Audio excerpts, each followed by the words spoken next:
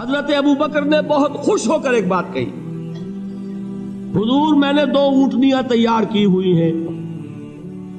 یعنی اب آپ وہ تو سوچتے تھے نا شاباش ملے گی کہ میں نے تیاری کی ہوئی ہے، میں نے 2 اونٹنیوں کو خوب کھلا پلا کے فربا کیا ہوا ہے، بڑی توانا ہے تاکہ ہم تیزی کے ساتھ سفر کر سکیں. حضور نے توقف کیا، فرمایا ہاں ٹھیک ہے، 1 اونٹنی میں استعمال کروں گا لیکن میں اس کی قیمت ادا کروں گا. حضرت ابو بکر کی آنکھوں میں آنسو آ گئے، روتے ہوئے کہا حضور مجھ سے یہ مغایرت، کیا یہ جان اور مال کسی اور کے لیے ہے؟ آپ مجھ سے بھی کہہ رہے ہیں میری اونٹنی جو ہے وہ بھی بلا معاوضہ آپ قبول نہیں فرما رہے. یہ ہے محمد الرسول اللہ کی غیرت اور حمیت کا معاملہ. ہمارا معاملہ جو ہے دین کی دعوت و تبلیغ کے اعتبار سے بالکل کچھ مختلف بنا ہوا ہے. اسی لیے وہ عزت نہیں، وہ وقار نہیں. یہاں یہ حال ہے کہ حضور کے خسر ہیں، جان نثار ہیں، یار غار ہیں، سب کچھ ہیں، لیکن وہاں بھی یہ معاملہ ہے کہ ٹھیک ہے اونٹنی کی میں قیمت ادا کروں. بہرحال میں جو عرض کر رہا تھا وہ یہ ہے کہ چونکہ رسول کو اجازت نہیں تو فرمایا گیا وَاصْبِرْ لِحُکْمِ رَبِّكَ وَلَا تَكُنْ كَصَاحِبِ الْحُوتِ.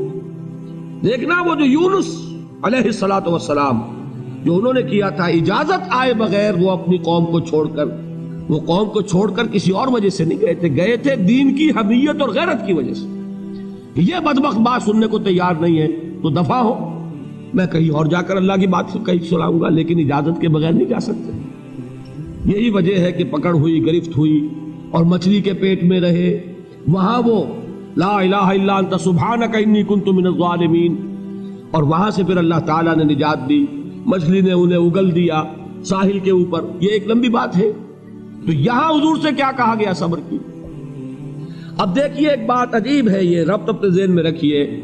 اللہ تو صبر کی تلقین کر رہا ہے اپنے رسول کو، اور رسول یہی تلقین کر رہے ہیں اپنے صحابہ کو.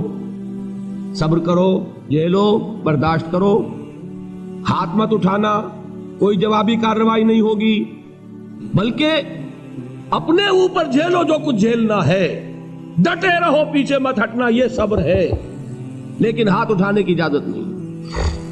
چنانچہ اب ذرا چشم تصور سے دیکھیے، ابو جہل اس نے جو بدترین روش اختیار کی وہ ایک خاندان تھا، حضرت یاسر، ان کی اہلیہ حضرت سمیہ، اور ان کے فرزند حضرت عمار رضی اللہ تعالی عنہم. یہ غلام نہیں تھے، حضرت سمیہ تو کنیز تھیں لیکن یاسر غلام نہیں تھے. ان کی کہانی یہ ہے، واقعہ یہ ہے کہ یہ بہت نیک آدمی تھے. یاسر یمن کے باشندے، انہیں کو خواب میں بشارت ہوئی کہ نبی کا ظہور ہونے والا ہے مکے میں، جاؤ شاید ان کے قدموں تک پہنچ جاؤ. جیسے حضرت سلمان فارسی کی بات میں نے آپ کو بتائی، وہ تو خواب کی بشارت نہیں تھی، وہ ان کے غور و فکر کا معاملہ تھا. انہوں نے وہ جو آگ کی پوجا پاٹ ہے اس کو چھوڑا اور سفر کیا، اور پھر انہیں خبر دی ایک راہب نے کہ کھجوروں کی سرزمین میں آخری نبی کا ظہور ہونے والا ہے، جاؤ شاید قسمت یابری کرے. انہیں خواب آیا تھا. یہ یمن سے ترک وطن کر کے مکے آ گئے. ابو جہل کا ایک چچا تھا، بہت شریف النفس انسان، اس کے ساتھ معاہدہ کیا حلیف بن کر، اور وہ مکے میں رہنے لگے. اس لیے کہ یہ نوٹ کر لیجئے، مکہ اس وقت ایک قبیلے کا شہر تھا، صرف قریش. یا قرشی رہ سکتا تھا وہاں، یا قرشی کا حلیف.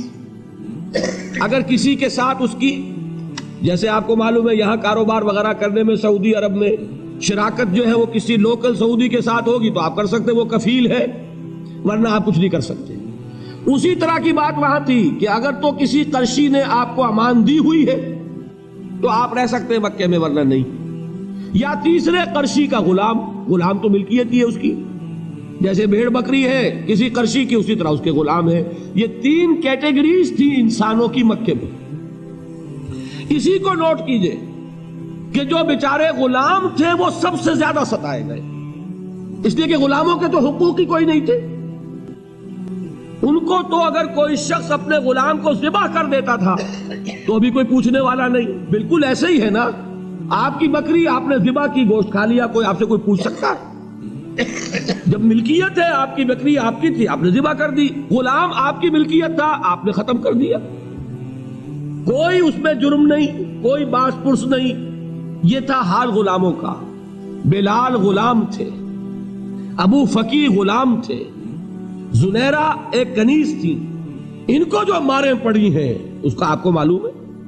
حضرت بلال کے ساتھ جو کچھ امیہ ابن خلف نے کیا, کہ جس طریقے سے کہ حیوانوں کی لاشیں جو ہے کھینچ کر گھسیٹ کر لے جائی جاتی ہیں, ان کی گردن میں رسی ڈال کر گھسیٹتے, اسی طریقے سے حضرت بلال کے گردن میں رسی ڈال کر ٹھیک دوپہر کے وقت مکے کی سنگلاخ گلیوں کے اندر گھسیٹا جاتا تھا.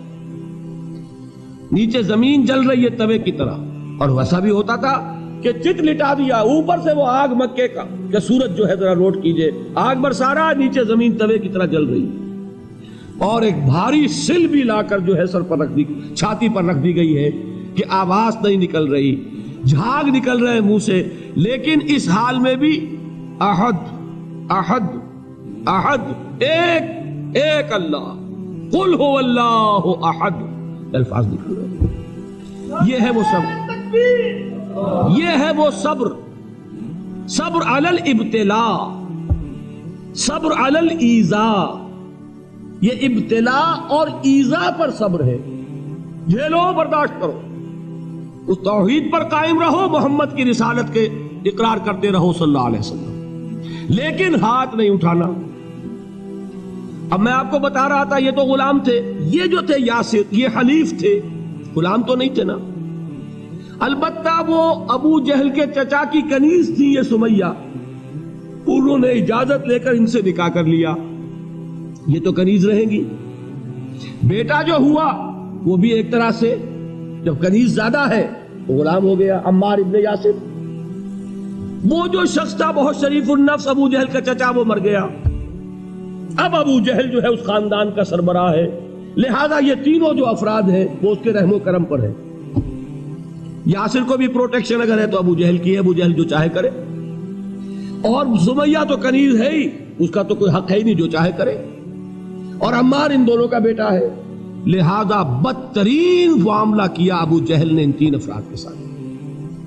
حضرت سمیہ کے ساتھ جو کچھ کیا گیا ہے آپ اس کا تصور نہیں کر سکتے. بالآخر جو شہید کیا ہے حضرت سمیہ کو ایذائیں دے دے کے, سسکا سسکا کے, ان کے جسم کے نازک حصوں کو جلا کے, داغ دے کر. کہتا کیا تھا, ایک دفعہ کہہ دو کہ میرا جو یہ بت ہے یہ بھی الہ ہے, مان لو میں چھوڑ دوں گا. تنگ آ گیا کسی طریقے سے, ایک دفعہ کہہ دو پھر میں چھوڑ دوں گا. لیکن یہ میاں بیوی حضرت یاسر اور حضرت سمیہ رضی اللہ تعالی عنہما, یہ ہے ثبات, یہ ہے صبر, یہ ہے استقلال. ایک مرتبہ بھی کہنے کے لیے تیار نہیں, جو چاہو کر لو, اب ہم تو اس سے پیچھے نہیں ہٹے. تنگ آ کر اس نے حضرت سمیہ کی تو شرمگاہ میں برچھا مارا اور شہید کیا. حضرت یاسر کے بارے میں ایک روایت یہ ہے, ستا ستا کے, تنگ کر کر کے, آخر کار جو ختم کیا انہیں شہید کیا کس طرح, 4 سانڈ اونٹ جوان, ان سے رسے باندھے, ایک رسے سے ایک بازو باندھا, دوسرے سے دوسرا بازو باندھا, تیسرے سے ایک ٹانگ باندھی, چوتھے سے دوسری ٹانگ باندھی, اور چاروں کو دوڑایا ہے کہ جسم کے پرکھتے ہوئے. اس حال میں کیا ہو رہا تھا وہ میں بتا رہا ہوں کہ اللہ تو تاکید کر رہا ہے اپنے نبی کو, اصبر وَلِرَبِّكَ فَاصْبِرْ وَاصْبِرْ عَلَى مَا يَقُولُونَ وَاصْبِرْ وَمَا صَبْرُكَ إِلَّا بِاللَّهِ وَاصْبِرْ لِحُكْمِ رَبِّكَ وَلَا تَكُنْ كَصَاحِبِ الْحُوتِ. اس وقت سامنے سے حضور گزرتے تھے جبکہ آل یاسر کے ساتھ یہ معاملہ ہو رہا ہے.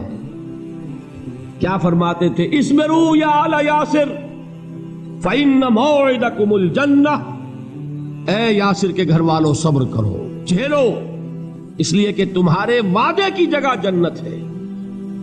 اللہ تعالیٰ ادھر آنکھ بند ہوگی ادھر جنت میں تمہارا داخلہ ہو جائے گا. یہ ہے تواصوا بالصبر. والعصر ان الانسان لفی خسر. یہ تواصو بالصبر پر کون عمل کر رہا ہے؟ محمد الرسول اللہ صلی اللہ علیہ وسلم. اس میں بھی ایک بات ہے، وہ بھی سمجھ لیجئے، دین میں جہاں عظیمت ہے رخصت کا پہلو بھی ہے.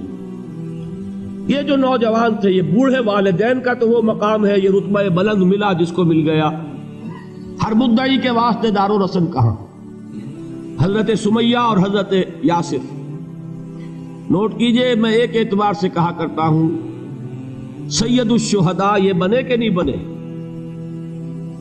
ان کو جو فوقیت حاصل ہوئی، الفضل للمتقدمین، سب سے پہلی جان دینے والی یہ خاتون اور سب سے پہلی جان دینے والا اللہ کے لیے، توحید کے لیے، محمد کی رسالت کے لیے صلی اللہ علیہ وسلم. دے تو بھی محمد کی صداقت کی گواہی. یہ صداقت کی گواہی دیتے ہوئے انہوں نے اپنی جانیں دے دی.